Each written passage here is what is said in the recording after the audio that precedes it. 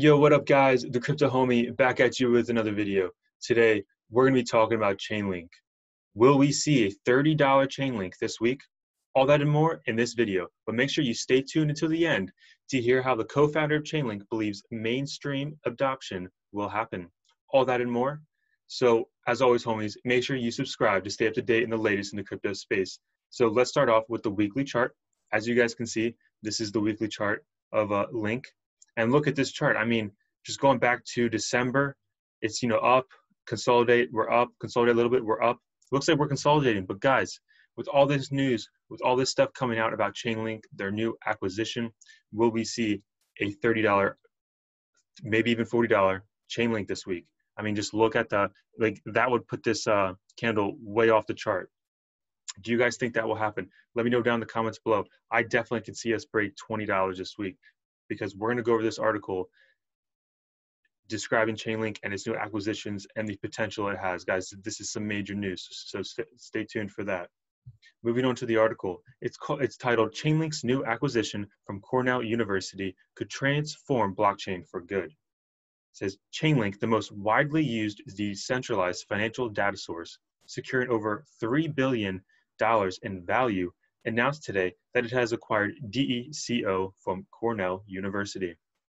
According to the smartcontract.com, creator of Chainlink's co-founder, Sergey Nazarov, DECO is an improvement on how to utilize HTTPS/TLS for data transmission across the internet, developed by Dr. Aru Guas, the former chief scientist of RSA, one of the world's largest security companies.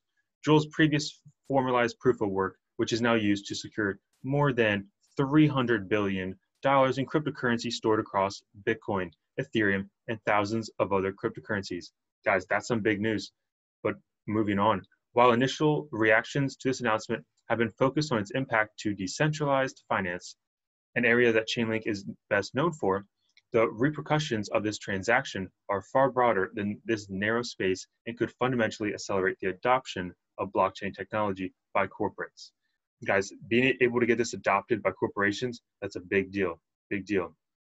So we're just going to scroll down a little bit. It says first, DeFi, then the world. It says Chainlink's network purpose model is ultimately about enabling smart contracts to securely access external data sources or oracles, as it is known in blockchain terminology, in a decentralized manner, while ensuring that the information can be trusted and has not been tampered with. Guys, we're just going over the basics here. Just if you're not aware, if you're aware, that's cool. Just follow along. So while smart contracts have been enormous potential with a broad range of uses, it has been in DeFi where they have had an overwhelming level of traction. Today, over $8 billion is locked up in smart contracts in DeFi, much of using Chainlink's technology as the information backbone to provide investors and their algos with token information such as price, demand, supply, and collateral levels. Guys, I mean, I'm sure you are, and if you're not aware, yield farming, you just saw with YFI yesterday, those major gains. I mean, Chainlink's been having major gains for well over a year. Like, zoom out, this is the Coinbase chart, so it doesn't have that much data, just a whole year, just from last July. But look at this.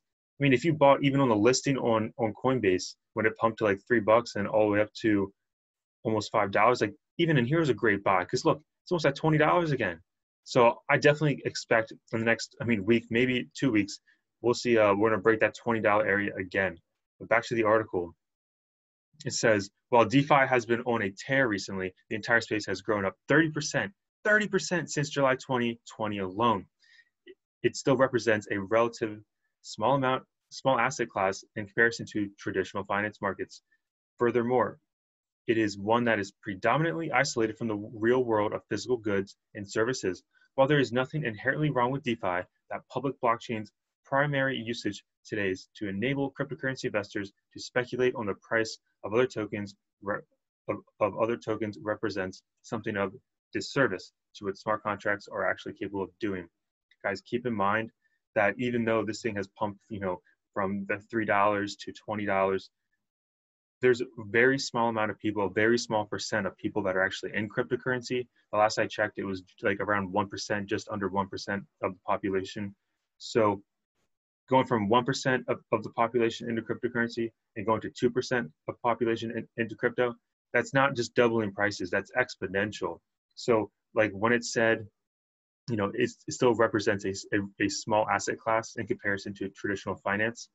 Just think about the market cap of gold is around $9 trillion. The last I checked, the NASDAQ, like traditional finance between the NASDAQ and the S&P and all that stuff, that's around 15, 16 trillion. The last I checked, it's been a while.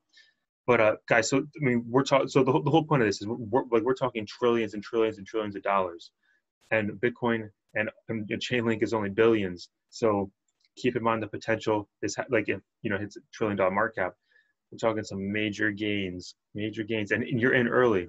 So that's what's up. So guys, let's move on.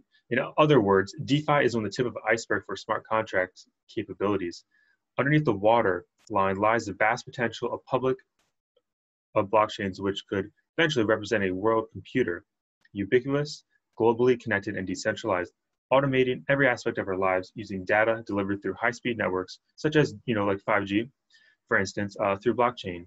Satellites can beam real-time road usage to self-driving vehicles, and weather stations can send wind and rain reports in North Dakota that can be used to automatically price automated weather crop insurance contracts for farmers. Guys, that's huge.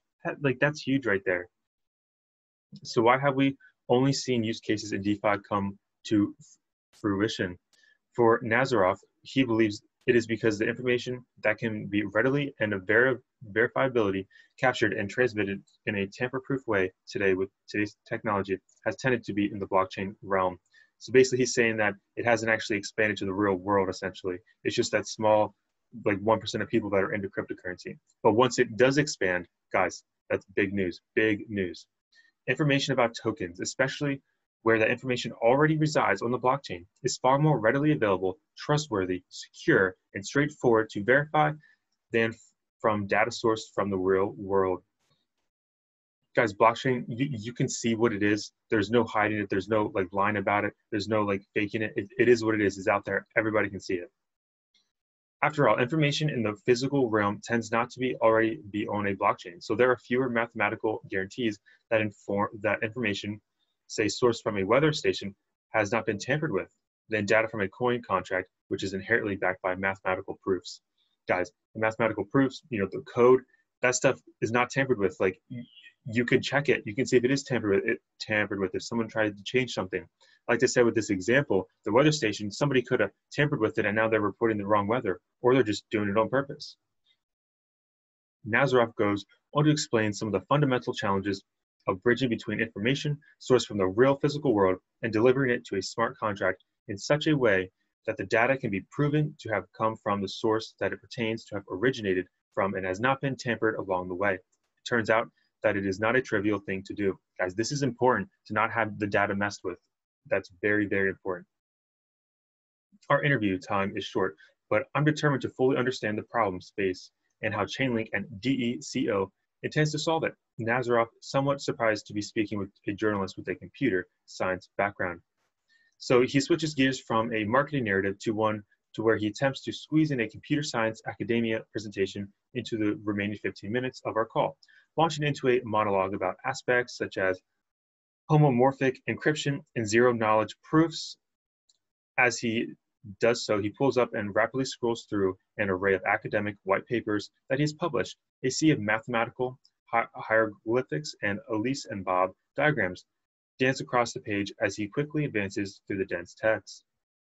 Some of it is admittedly lost on me given the time constraints, but it provides a visual reminder that much of the work that blockchain companies are involved in remains on the frontier of engineering, and pioneers like Nazarov and his new chief scientist, who used to head up security for the same secure computing giant RSA, are pushing up against the boundaries of knowledge of theoretical computer engineering every day.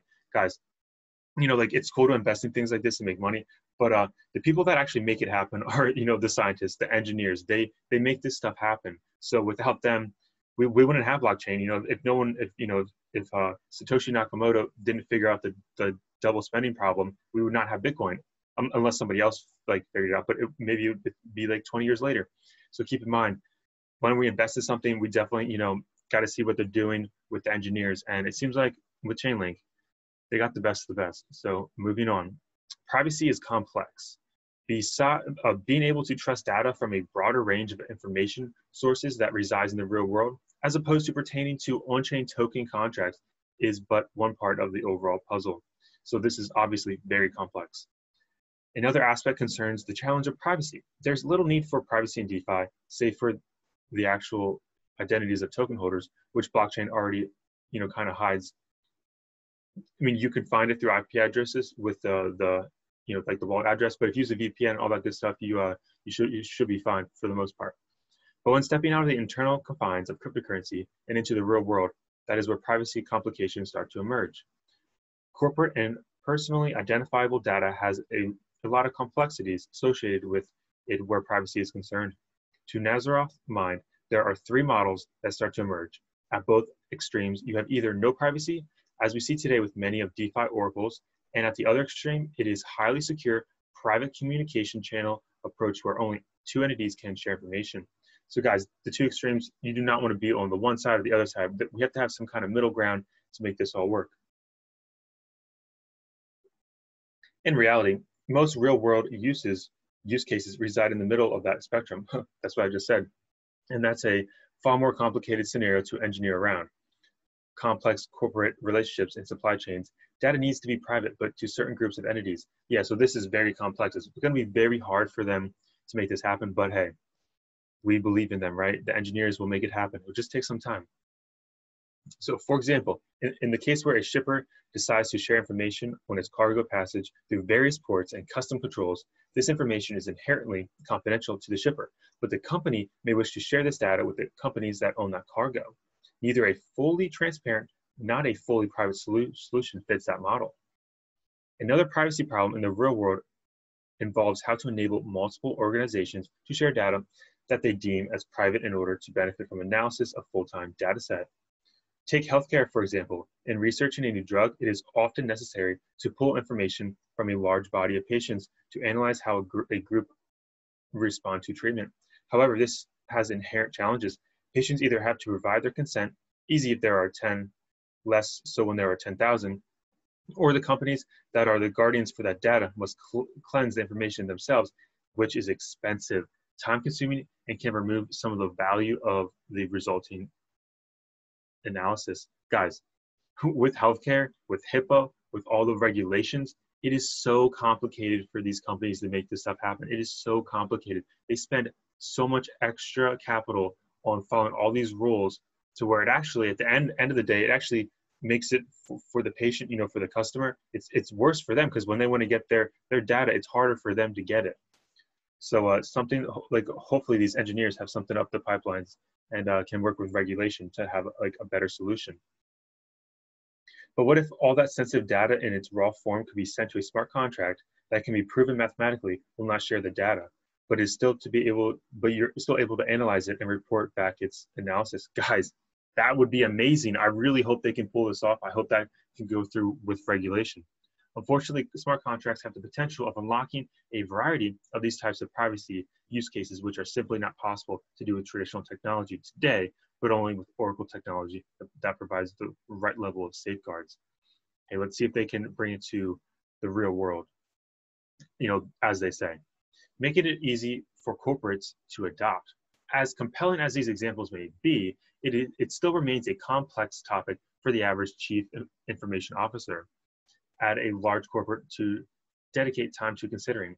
That he or she must invest in a technology stack to drive this forward tends to be inconceivable given other numerous priorities. With the acquisition of DECO, Nazaroth believes he has found a solution to this. Rather than deploying new technology, adopters can use the same technology that is already in use today to secure web traffic. This is security technology that has existed for 25 years. The same security which has kept us safe when we have used our bank cards to secure goods on the internet. Secure Sockets Layers, or SSL. This technology uses the same encryption that smart contracts and secure oracles rely on. Not only does that remove a large hurdle for adopters, but it also opens up some interesting possibilities. For example, it becomes possible to mathematically prove exactly when, or to use the technical terms within which TLS session, so exactly when a given piece of data was transmitted. So guys, it becomes possible to mathematically prove exactly when a given piece of data was transmitted. That is huge. As data moves along a long supply chain of intermediaries and smart contracts, there is the risk that this can be tampered with. But being able to prove mathematically, not just from whom the information was transmitted from, but exactly when it was transmitted, becomes very powerful, as it removes the risk that data was altered after the fact. Guys, this removes the risk that it was tampered with. You can prove if it was tampered with, you can see that it was tampered with. All right, moving on. The dawn of a new era.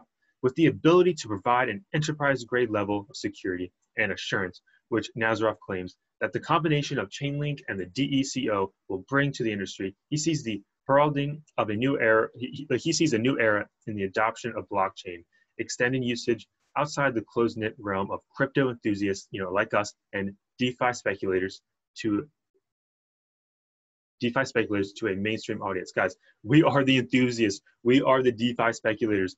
Let's hope these engineers can figure it out. Nazaroff draws parallel with the advent of e-commerce in the late 90s, reminding us that SSL gave people the confidence that they could shop online securely without their bank details being compromised, and that led to the explosion of online shopping. I mean, today, who doesn't like online shopping? In the same way, suggests Nazaroff, the privacy and assurance provided by Chainlink and DECO stack will drive a similar groundswell of adoption. Businesses, and in particular, financial markets, thrive and feed off high-quality data, and Chainlink is providing that backbone, just as Cisco did with networking at the turn of the decade.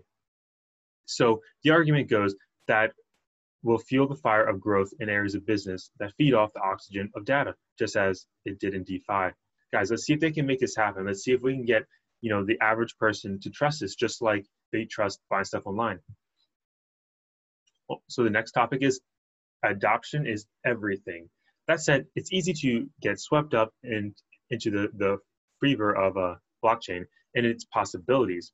The combination of frontier engineering created by computer security luminaires and the endless possibilities of businesses transformed in an intoxicating cocktail that has led many people down the rabbit hole of crypto over the years, and more people are getting into it. But it can be easy to be swept up in the possibilities that the technology unlocks and forget that today this enthusiasm resides almost exclusively in the echo chamber of the world of crypto enthusiasts, and actual mainstream public blockchain adoption has been painfully slow. So far, outside a few notable successes, blockchain has remained in the research labs of major corporates. Organizations such as Consensi and Ernst & Young have been pushing the boundaries on what is possible with public chain technology, with some success, but the space. Yet corporate adoptions still remains analogous. Basically, it's slow, and it's not going anywhere. They have the brakes on. And with startups and blockchain consultancies continue to shovel large amounts of cash into the boiler, frustrated to the locomotive only marginally edging forward. It's all too possible that solving the security and attestation problems of oracles isn't enough to get corporates to adopt the technology, and that there will be are other non-technical factors that doesn't make sense that will continue to hold mainstream adoption back. So basically, they're just saying there's non-technical factors that is, holding back the mainstream adoption that we need to see. So, and he ends it with, it will be interesting to see how this plays out. You guys can check him out, Ben Genzel, on Twitter and LinkedIn. But guys, this article is a Forbes article, guys. Let's go up all the way. As you guys can see, it was published on August 29th, 2020. So guys, that is today. That was yesterday, actually, because today is August 30th. So that was Saturday, August 29th, okay? This is big. The DECO with Chainlink, this is huge, okay? Hopefully these engineers can make this happen, because we definitely need to see mainstream adoption, especially just slowly but surely. We're seeing more and more, but hopefully we can speed the process up. Okay, guys, so finish up with that article. As I said in the beginning of the video, to stay tuned to the end to hear how the co-founder of Chainlink believes mainstream adoption will happen. We're getting into that right now, guys. So Chainlink's Nazarov sees 2 ways for mainstream DeFi adoption. How do we get DeFi to cross the chasm? So as decentralized finance begins to gain ground, Chainlink's co-founder, Sergey Nazarov, believes there are 2 ways for mainstream adoption. So speaking at the Smart Contract Summit, Nazarov said he sees 2 ways DeFi crosses the chasm and more Web 2.0 companies to adopt these technologies. So he says, and I quote, "The transition occurs in 2 different key dynamics. The slower path is in the interest yield. We're currently in a low interest environment, and the appetite to combat yield will be massive. The second and the faster path is through counterparty risk. This is where the solvency of brand-based guarantees erodes and math-based contractual guarantees come in. The slow case is compelling. The fast path is scary, but we will be seeing both." He added, one of the exciting possibilities for DeFi is where people start thinking of blockchain for financial products, transitioning from the idea that blockchain is for tokens only. He said the industry would eventually see investors have crypto because they believe it has superior value over other financial products and not hold crypto only as means of diversification.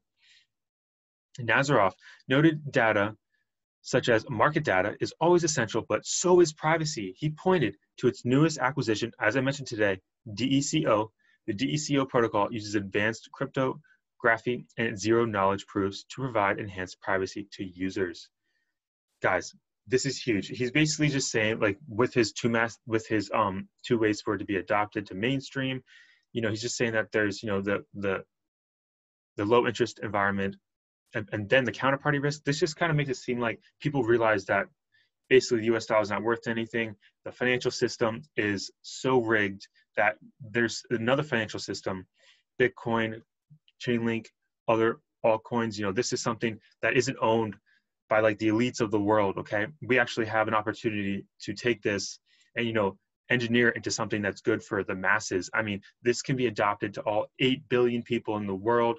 And, be your own bank. You can have everything. We're going to have our smart contracts where we can trust one another. This will get rid of a lot of third parties. It'll make it cheaper.